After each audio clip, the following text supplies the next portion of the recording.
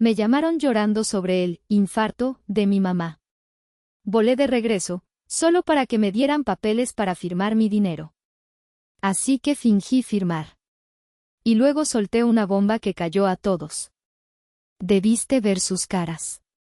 Si aún no estás suscrito al canal, haz clic en el botón de suscripción y activa la campanita para no perderte ninguna de nuestras historias. Tu apoyo significa todo para nosotros. Si esta historia te parece interesante, déjale un like. También me encantaría saber de qué ciudad eres, déjanos el nombre de tu ciudad en los comentarios. Ahora, empecemos con la historia.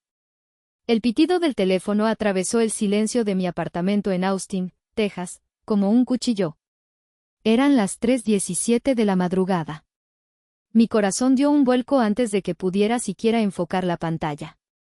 Bruno. Mi hermano. Bruno nunca llamaba. Menos a esta hora. Deslicé el dedo por la pantalla, con un sabor metálico en la boca. Bueno. Ximena. La voz de mi hermano, usualmente tan llena de sí misma, tan arrogante, estaba rota. Era un sollozo ahogado, cargado de un pánico que nunca le había escuchado. Ximena, tienes que venir ya. Tienes que venir a Guadalajara. Me senté de golpe en la cama, el sueño desapareciendo para ser reemplazado por un terror helado. ¿Bruno? ¿Qué pasa? ¿Estás bien? No soy yo, güey. Es mamá. Hizo una pausa, y escuché un gemido que me erizó la piel. Le dio un infarto, Ximena. Un infarto masivo. La tenemos en el hospital. Está muy grave. Los doctores no saben si va a pasar la noche. El mundo se detuvo. Mi apartamento, mi vida en Austin, la presentación multimillonaria que tenía en menos de 6 horas, todo se disolvió. En ese segundo, dejé de ser Ximena, la ingeniera principal de ciencia de datos, la que se había labrado una vida por sí misma. Volví a ser solo una niña. La hija de Adela. Mi madre. La mujer con la que había tenido mi última y más amarga discusión hacía solo una semana. ¿En qué hospital están?, logré preguntar, mi voz temblando. En el Puerta de Hierro. El de Andares. Apúrate, Ximena. Por favor. Mamá, estaba preguntando por ti. Esa fue la última daga. Estaba preguntando por ti. Colgué. El silencio de mi habitación era ensordecedor. Por un momento, no me moví. Solo miré la pantalla negra de mi celular. El sentimiento de culpa me golpeó con la fuerza de un tren de carga. La última vez que hablamos, le había colgado. Me había dicho que mi chamba en Estados Unidos me había hecho olvidar de dónde venía, y yo le había respondido que ella no entendía nada de mi vida. No, susurré. Me moví. Agarré mi maleta de mano. Ropa.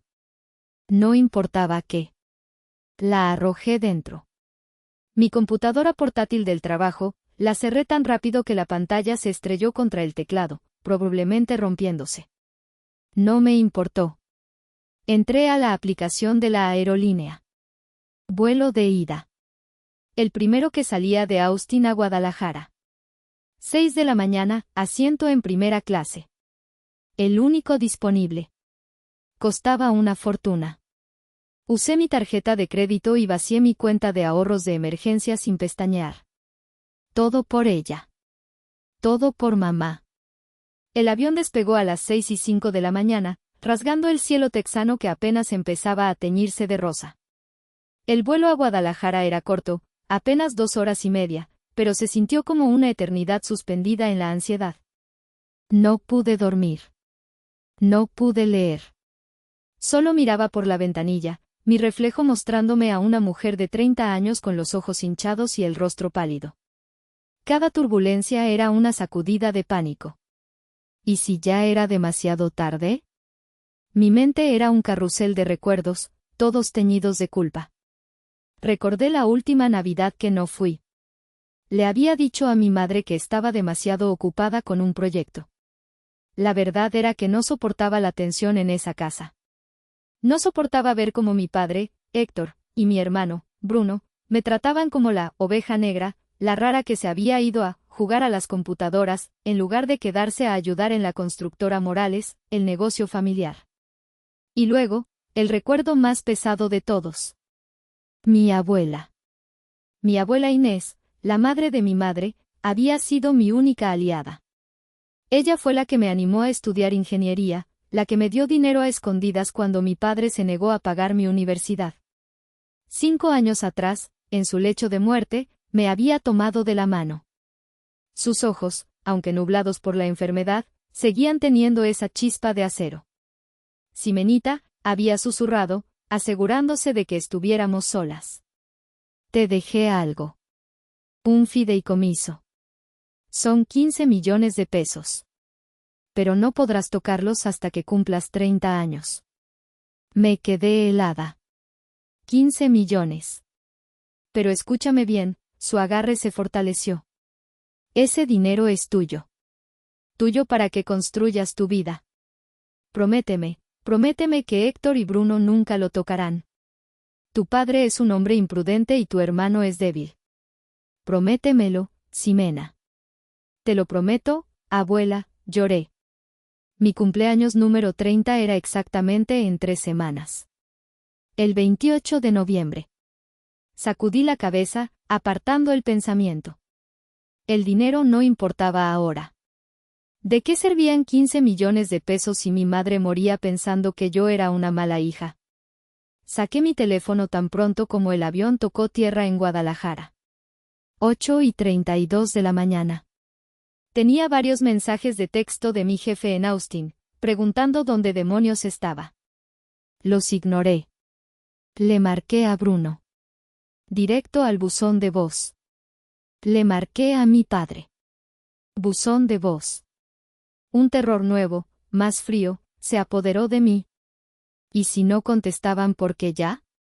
No. No podía pensar en eso. No esperé mi equipaje documentado. Salí corriendo del aeropuerto con solo mi mochila, donde llevaba mi billetera y mi pasaporte. El aire de Guadalajara me golpeó, familiar y denso. Un taxi, grité. Me subí al primer auto amarillo que se detuvo. Al Hospital Puerta de Hierro, el que está por Andares. Rápido, por favor, es una emergencia. El conductor, viendo mi estado, asintió y pisó el acelerador. El trayecto de 35 minutos se me hizo eterno. Mis manos temblaban tanto que apenas podía sostener el teléfono. Eran las 9:15 de la mañana cuando el taxi frenó bruscamente frente a la imponente entrada de cristal del hospital más caro y exclusivo de la ciudad. Salí corriendo, entré al lobby de mármol y me precipité hacia el mostrador de recepción. Una enfermera joven me miró con calma profesional. Señorita, jadeé, tratando de recuperar el aliento. Busco a una paciente. Adela Morales. Ingresó anoche o esta madrugada. Por un infarto. La enfermera me miró con una ligera expresión de lástima. Tranquila, señorita. Déjeme revisar. Adela Morales, ¿me dijo? Asentí frenéticamente. Ella tecleó en su computadora. Su ceño se frunció ligeramente. Volvió a teclear. ¿Está segura del nombre?, preguntó. Sí. Adela Morales. Mi madre. Mi hermano me llamó a las 3 de la mañana. Dijo que estaba muriendo. La enfermera me miró con incomodidad. Señorita, lo siento mucho, pero no tenemos a ninguna paciente con ese nombre. Ni en emergencias, ni en cuidados intensivos. No hay ningún registro de Adela Morales en las últimas 48 horas. Mi sangre se volvió hielo. No. No, eso es imposible. Debe haber un error. Revise otra vez. Tal vez con el nombre de mi padre, Héctor Morales. Volvió a teclear. Nada. No hay ningún paciente Morales en cardiología. Me recargué en el mostrador, sintiendo que las piernas me fallaban. ¿Era una broma? ¿Una pesadilla? Saqué mi teléfono. Temblorosa, marqué el número de Bruno. Esta vez, contestó al segundo tono. Bruno. ¿Dónde están? Estoy en el Puerta de Hierro y me dicen que mamá no está aquí. Se la llevaron a otro hospital, grité. Silencio. Luego, la voz de Bruno, inquietantemente tranquila. Calmada. Ah, ¿ya llegaste? Qué bueno, hermanita. Ese, hermanita, casual me golpeó como una bofetada. Oye, fíjate que, todo se estabilizó. Sí, fue un susto nada más. El doctor dijo que era mejor que descansara en la casa. Sí, ya estamos acá. Vente para la casa, aquí te esperamos. Colgó. Me quedé inmóvil, con el teléfono en la mano. Un infarto masivo. No sabemos si pasará la noche. ¿Y ahora? Un susto nada más. Un susto que requería que yo volara 1500 kilómetros y abandonara mi trabajo. La campana de alarma en mi cerebro, esa que mi lógica de científica de datos siempre usaba, empezó a sonar. Pero la apagué. La alivio de saber que mi madre estaba viva era demasiado abrumador. Tal vez habían exagerado. Sí, eso debía ser. Disculpe, le dije a la enfermera, quien me miraba con preocupación. Falsa alarma. Gracias. Salí del hospital, la adrenalina del pánico siendo reemplazada por una confusión agotadora. Tomé otro taxi. Esta vez, a la casa de mis padres en Providencia. El trayecto duró 20 minutos en los que mi mente intentaba armar el rompecabezas. Si mamá estaba lo suficientemente bien para estar en casa, ¿por qué Bruno no me había llamado al aeropuerto para detener mi viaje? ¿Por qué la urgencia de las 3 de la mañana? El taxi se detuvo frente a la gran casa donde crecí. Y la confusión aumentó. Ahí estaba la camioneta de mi padre. El BMW deportivo de Bruno. Y un Mercedes-Benz negro, elegante, que no reconocí. Pagué al taxista y caminé lentamente hacia la puerta principal. El estómago se me revolvía. Abrí la puerta. Silencio. No había el ambiente sombrío de una casa lidiando con una enfermedad grave. Olía a café recién hecho. Seguí el sonido de voces apagadas hacia la sala principal. Y entonces la vi. Mi madre, Adela Morales, no estaba en una cama de enferma. No estaba pálida ni débil. Estaba sentada perfectamente erguida en el sofá de terciopelo verde, vistiendo una bata de seda color perla que yo sabía costaba más que mi renta de un mes. Estaba maquillada. Su cabello, perfectamente peinado.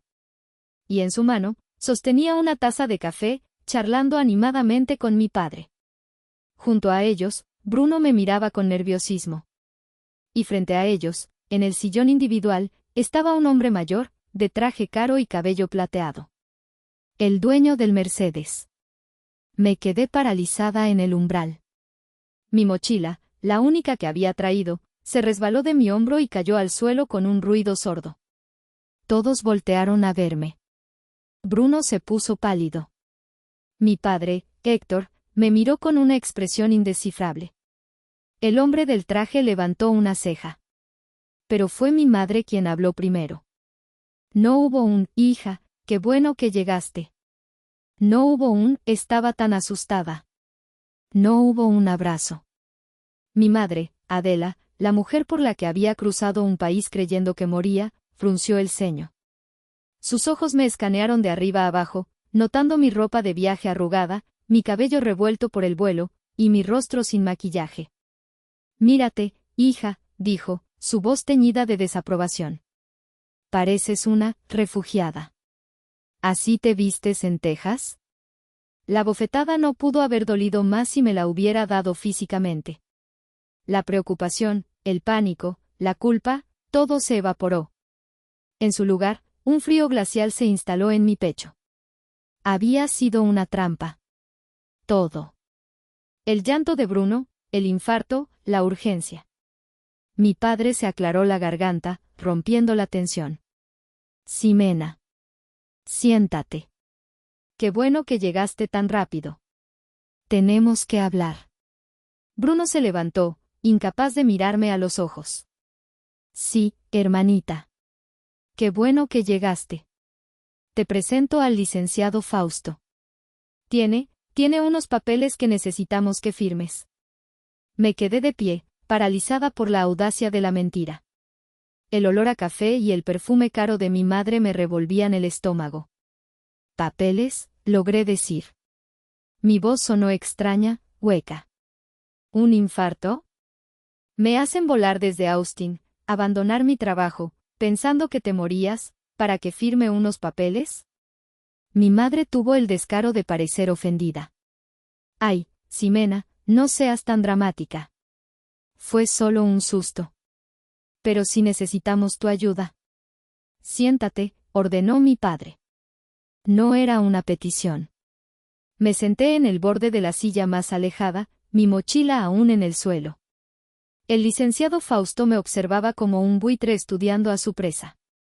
Héctor, mi padre, se puso de pie y comenzó a pasear frente a la chimenea apagada.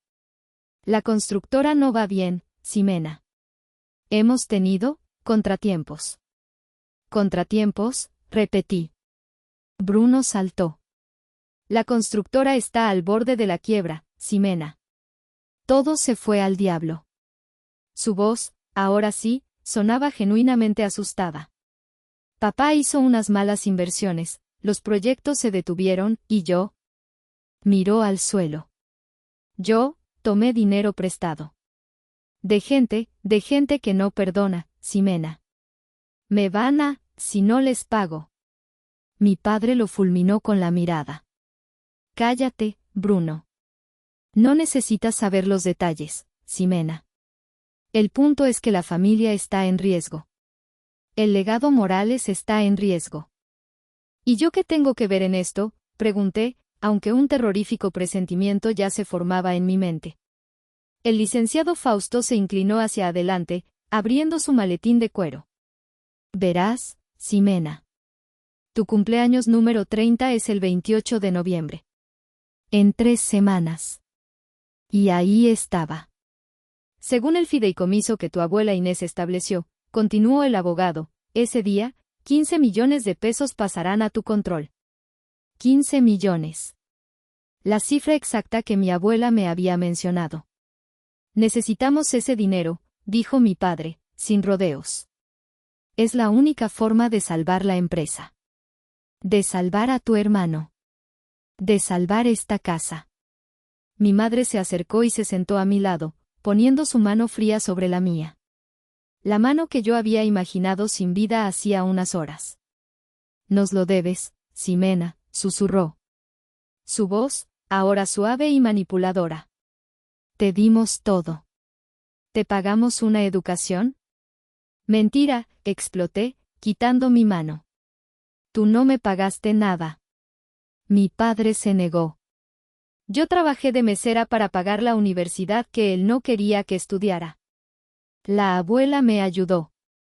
No nos hables así, gritó Héctor. Esta familia te dio un nombre. Y ahora tienes la oportunidad de pagarlo. Es tu responsabilidad. Me levanté. La rabia era tan intensa que me mareaba. Me mintieron. Fingieron tu muerte, mamá. Para robarme el dinero de mi abuela. No es un robo, chilló Adela. Es para salvar a la familia. Me di la vuelta y caminé hacia las escaleras. Necesito un baño. Estoy cansada del viaje. No dije nada más. Subí a mi antigua habitación, cerré la puerta con llave y me recargué contra ella, mi corazón latiendo con fuerza, pero esta vez, no por miedo. Era por una rabia pura y helada. Mi antigua habitación estaba intacta, como un museo de la adolescente que había huido de allí. Los pósters de bandas de rock de los 2000 seguían en las paredes. Pero yo no era esa chica. Me senté en la cama, mi mente trabajando a toda velocidad. Estaba atrapada. Me habían traído aquí con engaños, me habían aislado de mi vida y mi trabajo, y ahora me estaban acorralando. Mi teléfono vibró. Un número desconocido. Soy yo, tu tía Casilda. No confíes en nada. No estás segura en esa casa. Sal por la puerta de atrás. Te veo en el café de siempre. Ven sola. Tía Casilda. La hermana menor de mi padre. La loca de la familia, la artista que vivía en Tlaquepaque y a la que mi padre había desheredado de facto por saber demasiado. Era la única, además de mi abuela, que me había apoyado siempre. Miré por la ventana. El Mercedes del abogado seguía abajo. Estaban planeando el siguiente movimiento. No lo pensé. Tomé mi mochila, me puse unos tenis viejos que estaban en el armario y bajé por la escalera de servicio. Salí por la puerta trasera de la cocina, recé para que nadie me viera y caminé rápido, con el corazón en la garganta, las 8 cuadras hasta el rincón de Tlaquepaque, un pequeño café donde mi tía vendía sus cerámicas. Entré y la vi en la mesa del fondo. A sus 65 años, tía Casilda tenía más vida en los ojos que toda mi familia junta. Su cabello era una maraña de canas y se limpiaba la arcilla de las manos en un delantal. Sabía que vendrías, dijo, sin saludar. Me pasó un café de olla. Están desesperados. Me mintieron, tía. Dijeron que mamá se moría. Ella soltó una risa seca, sin humor. ¿Adela? Esa mujer es demasiado vanidosa para morir. No, Ximenita. Esto es peor de lo que crees. Se inclinó sobre la mesa. No están batallando, Ximena. Están huyendo. ¿Qué? Tu padre no solo hizo malas inversiones. Cometió fraude. Estuvo usando materiales de la peor calidad en los condominios de Zapopan. Hay edificios que se están cuarteando. Falsificó facturas, creó empresas fantasma para triangular dinero. ¿Y tu hermano? Suspiró. Bruno no solo le debe a gente mala. Le debe a un cartel. Usó la constructora para lavarles dinero y luego les robó. Mi estómago se revolvió. No están en quiebra, Ximena. Están a punto de ser arrestados. O algo peor. Los 15 millones de pesos no son para salvar la empresa. Son para que Héctor, Adela y Bruno se fuguen a Panamá antes de que todo explote. La taza de café tembló en mi mano. Ya no se trataba de salvar a mi familia. Se trataba de ser cómplice de criminales. ¿Por qué me lo dices?, susurré. Porque tu abuela Inés era mi mejor amiga, dijo, sus ojos brillando. Y te hice una promesa a ella. Que nunca dejaría que esos buitres te robaran lo que ella te dejó. Ahora, ¿qué vas a hacer, mija? Regresé a la casa como una fantasma, subí por la escalera de servicio y me encerré de nuevo en mi cuarto. Nadie me había notado. Estaban demasiado ocupados planeando cómo gastar mi dinero. Me senté en el suelo frío. Las palabras de mi tía Casilda resonaban en mi cabeza. Fraude. Lavado de dinero. Cartel. Panamá. Y la mentira. La mentira podrida sobre mi madre. Miré alrededor de mi habitación, y ya no veía un santuario adolescente. Veía una prisión de recuerdos dolorosos. Un museo de cada vez que me habían hecho sentir que no valía nada. Mi trofeo de primer lugar en la Olimpiada Nacional de Matemáticas, a los 18 años. Lo había ganado el mismo día que me dieron la beca para el ITESM para estudiar ciencias de la computación. Corrí a casa para contárselo a mi padre. Héctor ni siquiera levantó la vista del periódico. Cuando terminé de hablar, resopló. ¿Ciencia de qué? Puras tonterías. Eso no es para mujeres. Vas a estudiar contabilidad, Ximena, y vas a trabajar para mí. Es lo que te toca. Cuando le dije que no, que usaría mi beca, se enfureció. Ah, sí. ¿Te crees muy independiente? Pues ni un solo peso vas a ver de mí. Ni uno. Cumplió su palabra. Tuve que trabajar 40 horas a la semana como mesera y tutora de matemáticas para pagar mi renta y mis libros, mientras mi hermano Bruno recibía un coche nuevo por nada. El espacio vacío en mi viejo buró donde solía estar mi laptop. A los 22 años, Bruno, el genio de los negocios, había convencido a mi padre de invertir 500,000 pesos en un negocio de importación de llantas que resultó ser una estafa. Bruno perdió todo el dinero. Yo estaba ahorrando para comprar un coche mejor, un Tsuru viejo que mi abuela me había regalado. Una tarde, llegué a casa y el Tsuru no estaba. Entré en pánico. Mi madre estaba en la cocina. «Ay, hija, qué bueno que llegas», dijo, sin mirarme. «Tu padre vendió tu cochecito ese». «¿Qué? ¿Por qué?» «Era mío. Necesitábamos el dinero, Ximena. Para ayudar a tu hermano con su problema». «Ay, hija, no te pongas así. Él es hombre. Tiene que aprender. Tú puedes comprarte otro». Mi maleta. La misma que había usado para irme a Austin a los 24 años, cuando recibí la oferta de trabajo que cambiaría mi vida. Mi madre se había enterado y se había tirado en su cama, llorando histéricamente. «Te vas. Nos abandonas. Después de todo lo que hemos hecho por ti, eres una malagradecida. Una traidora». Me fui de esa casa con sus gritos de malagradecida, resonando en mis oídos. Me levanté del suelo. Miré mi reflejo en el espejo del armario. Veía a la mujer de 30 años en la que me había convertido. Una mujer que ganaba más dinero que toda su familia junta, no gracias a ellos, sino a pesar de ellos. «Malagradecida», susurré. «No. Soy una sobreviviente». La Ximena que había llorado en el avión había muerto. La que estaba ahora en esta habitación era una científica de datos. Y los datos que acababa de recibir, la mentira, el fraude, el plan de escape, apuntaban a una sola conclusión. La decisión estaba tomada. No iba a salvarlos. Iba a hacer justicia. Si llegaste hasta esta parte del video, significa que realmente te interesó la historia. Cuéntame en los comentarios qué opinas, escribe el número 1 para saber que estás aquí o dime desde qué parte de tu país me estás viendo. También puedes dejar cualquier pregunta y la responderé. A la mañana siguiente, me di una ducha larga y fría. Me maquillé. Me puse uno de los trajes sastre que había traído para mi junta en Austin. Cuando bajé a desayunar, era otra persona. Mi familia estaba reunida en el comedor. La tensión era palpable. Esperaban mi respuesta. Me serví café, tomé una pieza de pan dulce y me senté. «Ya lo pensé», anuncié. Mi madre, Adela, contuvo el aliento. Bruno dejó de comer.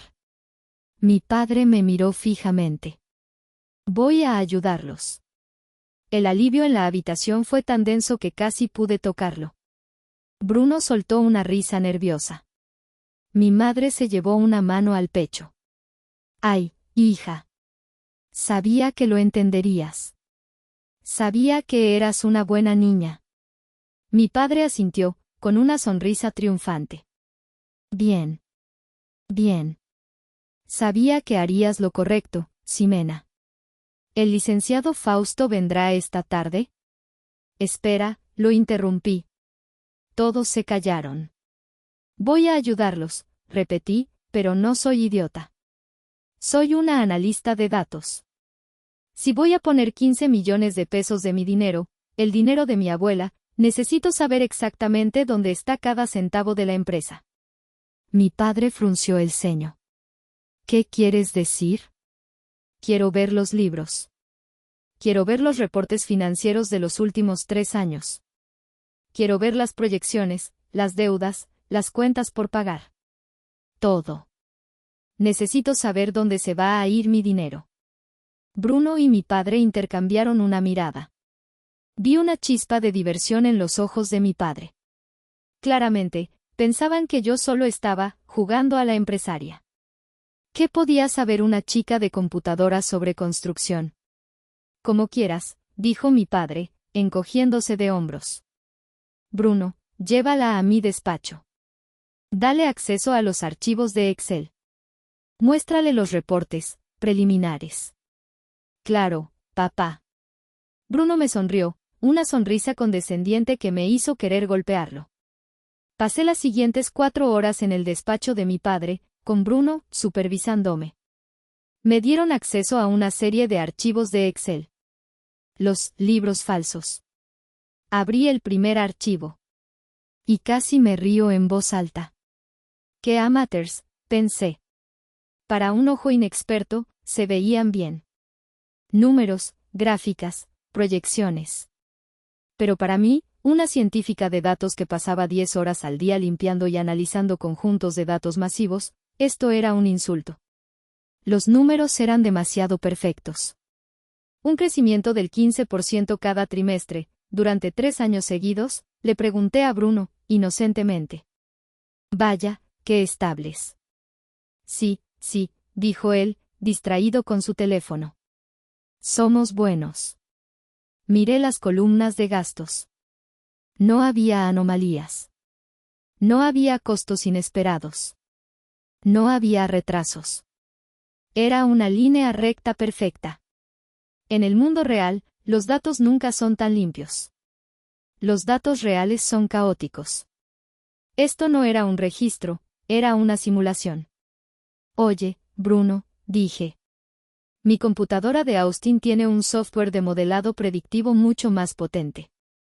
¿Puedo conectar mi USB para correr unos modelos? Quiero ver qué tan rápido recupero mi inversión. Bruno ni me miró. Sí, lo que quieras. Voy por un café. Tan pronto como salió de la habitación, inserté mi USB. No estaba corriendo ningún modelo. Estaba copiando el contenido completo del disco duro de la computadora de mi padre. Documentos, correos electrónicos y, con suerte, los libros reales. Mientras la barra de progreso avanzaba, saqué mi teléfono, activé la grabadora de voz y lo deslicé debajo de unos papeles en el escritorio, justo antes de que mi padre y el licenciado Fausto entraran al despacho. Fingí estar concentrada en la pantalla. ¿Ya casi?, preguntó mi padre, impaciente. Estoy en eso, respondí. Bien, dijo Fausto, bajando la voz. Héctor, el contrato que redacté es hermético. En cuanto ella firme, el fideicomiso se liquida y el dinero se transfiere automáticamente. La cuenta en Panamá está lista. Mi padre soltó una risita. Perfecto. Y el banco no podrá congelar nada. Para cuando se den cuenta, estaremos en un barco. La idiota nos va a salvar. Idiota, pensé, mientras el USB terminaba de copiar. No. Soy supervisión. Pasé el resto del día fingiendo. Hice preguntas inteligentes sobre los márgenes de ganancia y los costos de los materiales. Mi padre y Bruno respondían con mentiras fluidas, visiblemente orgullosos de su engaño. Esa noche, anuncié que necesitaba salir. Mi madre me miró con sospecha. ¿A dónde? Le di mi mejor sonrisa falsa. Mamá, tienes razón. Parezco refugiada. Mi cumpleaños es en 3 semanas, si voy a ser socia de la empresa, no puedo verme así. Voy a comprarme un vestido decente a andares. Y tal vez unos zapatos. La vanidad de mi madre ganó. Sus ojos se iluminaron. Ah, bueno. Claro, hija. Muy bien. Usa mi tarjeta si quieres. No, gracias, mamá. Yo puedo pagar. Salí de la casa, pero no fui a andares. Conduje mi viejo auto alquilado a un café internet en una zona concurrida. No iba a usar mi teléfono ni la red de la casa.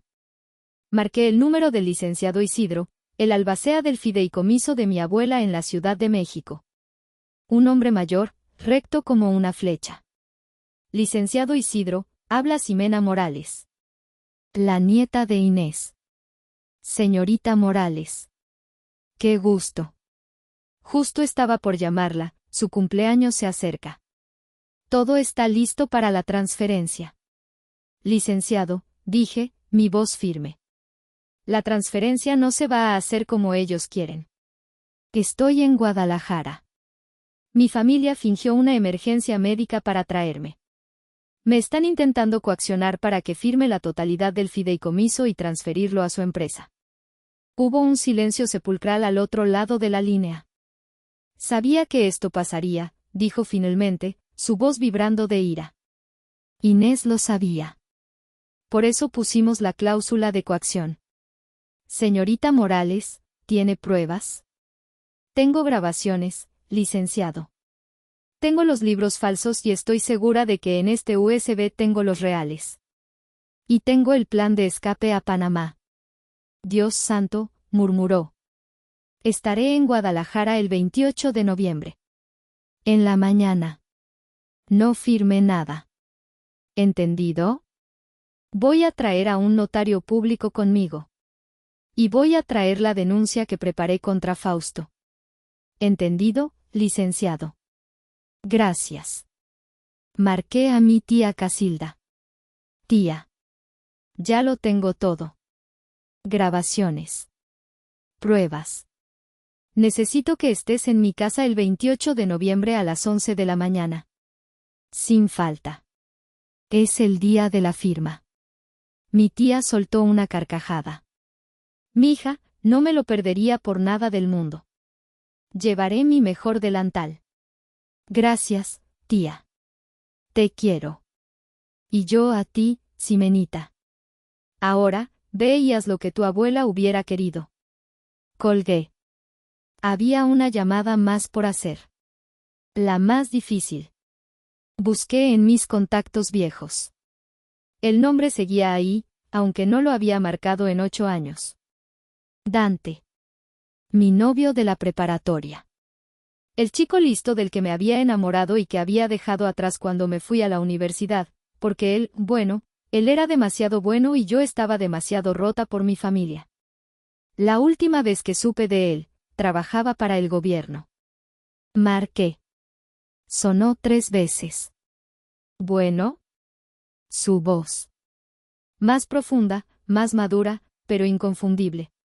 Dante, hola. Soy Ximena. Ximena Morales. Silencio. Pude oír su respiración contenida. ¿Ximena? Vaya. No puedo creerlo. ¿Cómo estás? Sigues en Texas, ¿verdad? Sí. Bueno, no. Estoy en Guadalajara. Oye, esto va a sonar muy raro, pero, ¿podemos vernos? Ahora. Dudó. Ximena, ¿son las 9 de la noche? Por favor, Dante. Es importante. Es grave. Y creo que eres el único que puede ayudarme. Esa palabra, ayudarme, cambió el tono. Se volvió profesional. ¿Dónde estás? Nos vimos media hora después en un Starbucks 24 horas cerca de la Minerva. Un lugar neutral, lleno de gente. Él llegó primero. Se había convertido en un hombre. Alto, con traje, y una mirada seria que no tenía a los 18 años. Se levantó cuando me vio. Ximena. Vaya. Han pasado 8 años. Te ves increíble. Había una chispa de esa vieja conexión, una torpeza familiar. Pero yo no estaba allí para eso. Tú también te ves muy bien, Dante. Me da mucho gusto verte, dije, sentándome. Pero no estoy aquí para ponernos al día. Estoy en un problema muy grave. Saqué mi computadora portátil. No tengo mucho tiempo. ¿Sigues trabajando para el gobierno? Él asintió, su rostro poniéndose serio. Trabajo para el SAT. En la unidad de inteligencia financiera. ¿Por qué? Era el destino. Le conté todo. Rápido. El infarto falso, la constructora, el dinero de mi abuela, la deuda con el cartel, el plan de fuga a Panamá. Él escuchaba, sus ojos entrecerrados, asintiendo lentamente. Cuando terminé, se quedó callado un minuto. Constructora Morales, dijo en voz baja. Ese nombre ha estado en nuestro radar, Ximena. Hemos recibido denuncias anónimas sobre materiales defectuosos y facturas infladas. Pero nunca hemos tenido pruebas internas. Todo estaba demasiado limpio. Porque los libros que ustedes ven son los falsos, dije.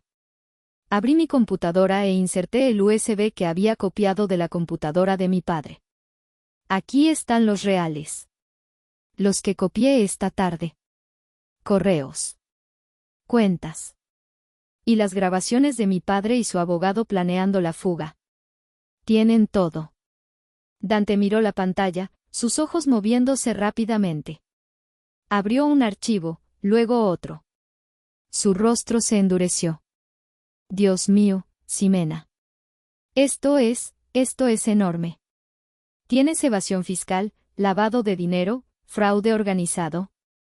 Esto es nivel federal. Levantó la vista, y vi en sus ojos al chico recto del que me había enamorado, ahora un hombre con poder. ¿Qué quieres hacer?, preguntó. Ellos quieren que firme los papeles el 28 de noviembre. A las 11 de la mañana. En mi casa. Dante entendió al instante. Una sonrisa lenta y peligrosa se dibujó en su rostro. El 28 de noviembre a las 11. Me parece una excelente hora para hacer una auditoría sorpresa. ¿Crees poder mantenerlos ocupados hasta entonces? Deja de preocuparte por mí, Dante, dije, guardando mi equipo. Ellos son los que deberían estar preocupados. Las siguientes 2 semanas fueron el acto de mi vida. Me convertí en la hija pródiga, la salvadora. Fui de compras con mi madre. Escuché los planes grandiosos, y falsos, de mi padre para la nueva constructora. Bruno estaba encantado. Volvía a ser el niño dorado, ahora que su hermanita iba a pagar por sus errores. Me trataba con una amabilidad empalagosa que me revolvía el estómago. Pero la presión aumentaba. 2 días antes del día D, el 26 de noviembre, mi familia organizó la emboscada emocional final. Una cena familiar. Invitaron a todos. Mis tíos, mis primos. Los monos voladores. Me sentaron a la cabecera de la mesa, como a una reina. Y el asalto comenzó. Ximenita, qué gusto que hayas vuelto, dijo mi tía Lucha, una mujer que nunca me había dirigido la palabra. Tu madre estaba tan triste sin ti. Así es, añadió mi tío Roberto. Porque al final del día, Ximena, la familia es primero. El dinero va y viene, pero la familia es para siempre. Cada palabra era un pequeño martillo, tratando de romper mi resolución. Me sonreían, me ofrecían vino, me hablaban de honor y lealtad. Todo era un teatro diseñado para hacerme sentir culpables y dudar. Pero el acto final fue de mi madre. Después de la cena, Adela me llamó a su habitación. Hija, quiero darte algo. Abrió su alajero, un objeto que yo tenía prohibido tocar de niña. Sacó el pesado collar de perlas de mi abuela Inés. El que usaba en todas las bodas. Era de tu abuela, susurró, su voz temblando de emoción fingida. Se paró detrás de mí y me lo puso. El broche hizo clic. Las perlas estaban frías contra mi piel. Ella querría esto, dijo, sus manos en mis hombros mientras nos mirábamos en el espejo. Ella querría que salvaras el honor de la familia. Estoy tan orgullosa de ti, Ximena. Sabía que no nos fallarías. Me miré en el espejo. Mi rostro, una máscara de calma. El collar de mi abuela se sentía como una soga. La ironía era tan espesa que casi me ahoga. ¿Salvar el honor de la familia? ¿El honor que ellos habían arrastrado por el lodo? Puse mi mano sobre la suya. Tienes razón, mamá. Voy a hacer exactamente lo que la abuela Inés hubiera querido. Ella sonrió, satisfecha. Esa es mi niña. 28 de noviembre. Mi cumpleaños número 30. Me desperté sintiendo una calma aterradora. El día había llegado. Me duché lentamente. Elegí mi atuendo con cuidado. No el vestido que había comprado con mi madre. Elegí el traje sastre más afilado que tenía, uno de color azul marino, casi negro. Me recogí el cabello en una coleta tirante. Maquillaje de guerra. Bajé las escaleras a las 10:45 de la mañana. La sala estaba preparada como para una ejecución. O una celebración, dependiendo del punto de vista. Ahí estaban todos. Mi padre, Héctor, vistiendo su mejor traje, paseándose impaciente. Mi madre, Adela, con un vestido nuevo, nerviosa y sonriente. Mi hermano, Bruno, sudando ligeramente, revisando su teléfono cada 2 segundos. Y sentado en el centro, como un rey en su trono, el licenciado Fausto, con los documentos perfectamente alineados sobre la mesa de centro. Ximena. Ahí estás, dijo mi padre con una jovialidad forzada. Feliz cumpleaños, hija. Feliz cumpleaños, Ximena, dijo Fausto. Un gran día para la familia Morales. Siéntate, por favor. Tenemos que hacer esto antes de que el banco cierre las operaciones del día. Me senté frente a él. La tensión era insoportable. Es muy simple, Ximena, explicó Fausto, aunque no le había preguntado. Estos documentos autorizan la liquidación total del fideicomiso Inés Torres. Y estos otros, deslizó una segunda pila, autorizan la transferencia de esos 15 millones de pesos directamente a la cuenta corporativa de Constructora Morales. Entiendo, dije. Mi voz era firme. Bruno se acercó y me ofreció la pluma Montblanc de mi padre. Ándale, hermanita. Salva a la familia. Firma. Tomé la pluma. El peso era considerable. La acerqué al papel. Pude oír a mi madre contener la respiración. Bruno se mordía el labio. Puse la punta de la pluma sobre la línea de firma. Y entonces, levanté la mirada. Antes de firmar, dije, mi voz clara y cortante, rompiendo la tensión. Todos se congelaron. Tengo unos invitados. Están esperando afuera. Mi madre frunció el ceño. ¿Invitados? ¿A qué hora? ¿Quiénes son? Le di una sonrisa pequeña y fría. Oh, solo el abogado de mi abuela, mi tía Casilda, y unos viejos amigos míos. ¿Pueden pasar? Antes de que pudieran responder, saqué mi teléfono y envié un solo mensaje de texto, ahora. Un segundo después de que envié el mensaje, sonó el timbre. No una vez, sino de forma insistente, autoritaria. Mi padre frunció el ceño. Bruno, ve quién es. Diles que estamos ocupados. No te molestes, Bruno, dije, poniéndome de pie. Yo los espero. Caminé hacia la puerta principal y la abrí de par en par. En el umbral no había un invitado, había un pelotón. Primero, mi tía Casilda, con una sonrisa de oreja a oreja y su mejor delantal de cerámica. A su lado, el licenciado Isidro, el abogado de mi abuela, con un maletín y una expresión de furia justa. Y detrás de ellos, Dante. No el Dante amigo, ni el Dante exnovio. Era el agente Dante Álvarez, con un gafete oficial del SAT colgado al cuello, flanqueado por 3 hombres y una mujer con chalecos que tenían las siglas UIF, Unidad de Inteligencia Financiera, y SAT, bordadas en el pecho. La reacción en la sala fue instantánea y gloriosa. Bruno dejó caer el vaso de agua que sostenía. Se estrelló contra el mármol y se hizo añicos.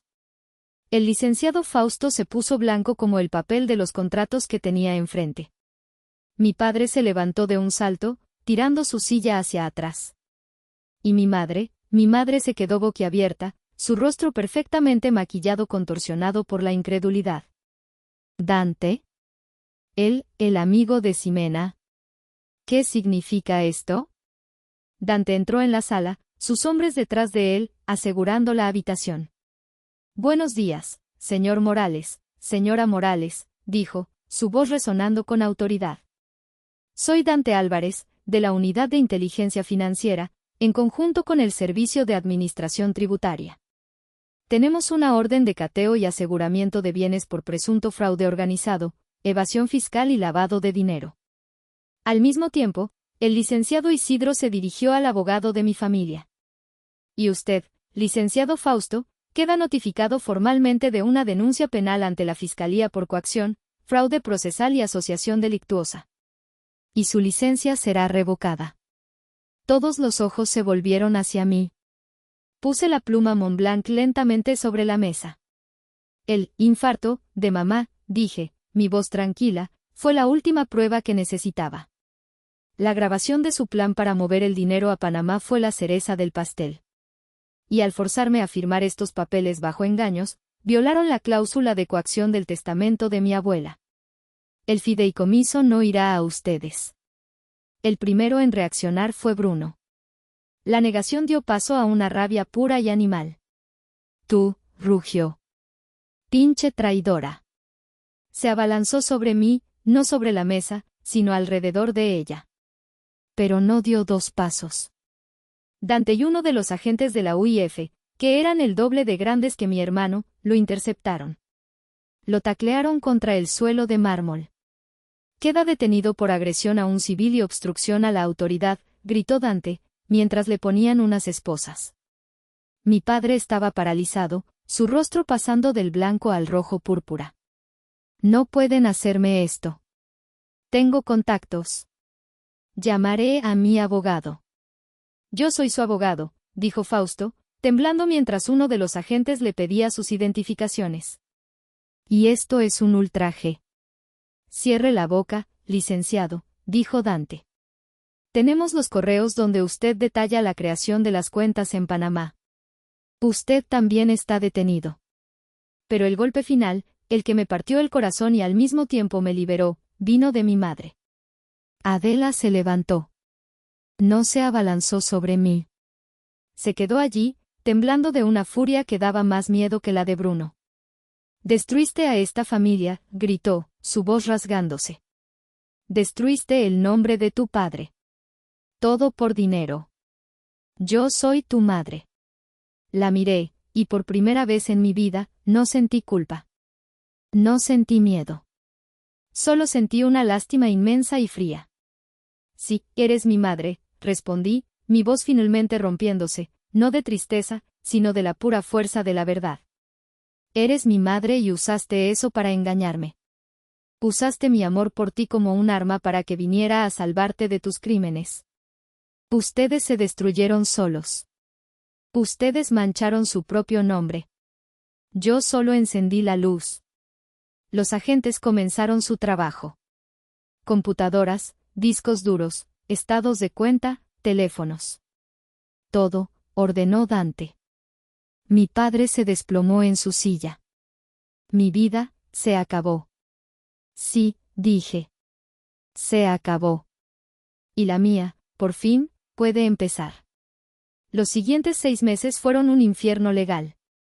Pero era el infierno de ellos, no el mío. El caso fue una sensación en Guadalajara. El empresario Héctor Morales, su esposa socialite Adela, y su hijo Bruno, arrestados por un fraude masivo.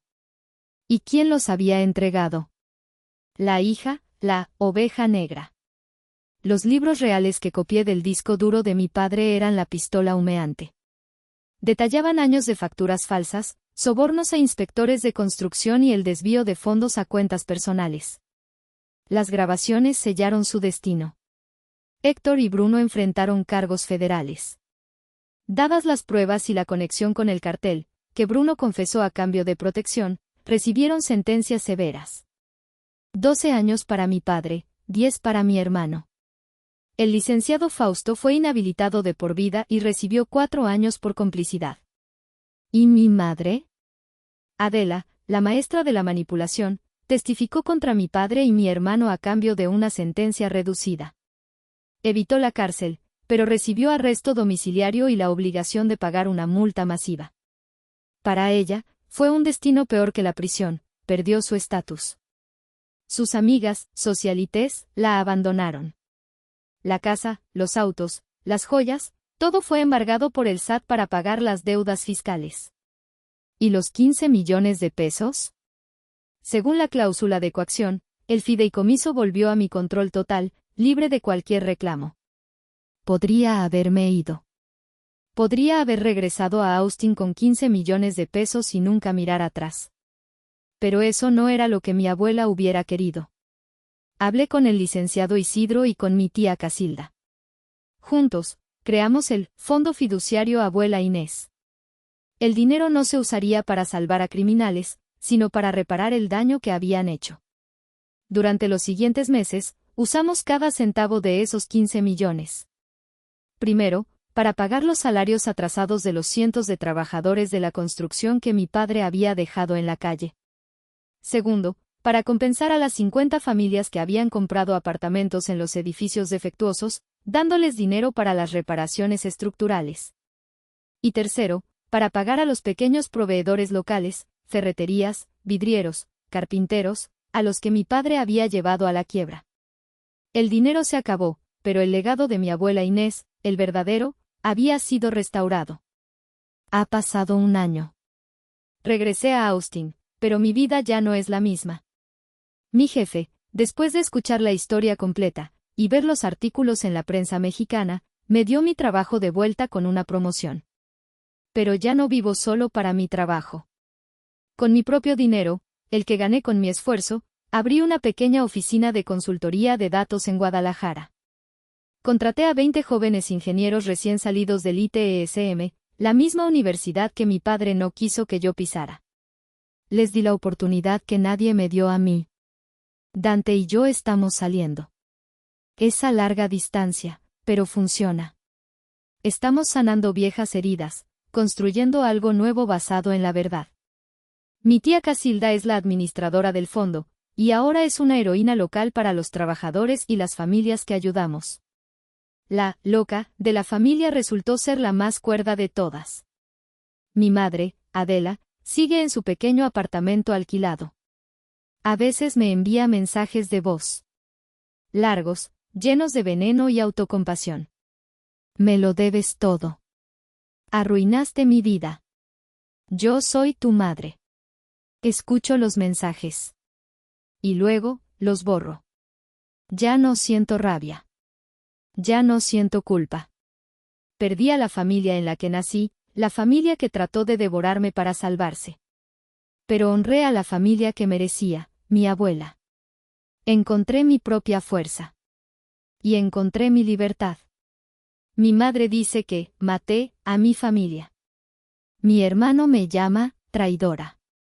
Pero yo creo que salvé el legado de mi abuela de ser manchado. ¿Ustedes qué opinan? ¿Hice mal en exponer a mi propia familia? Déjenme saber en los comentarios.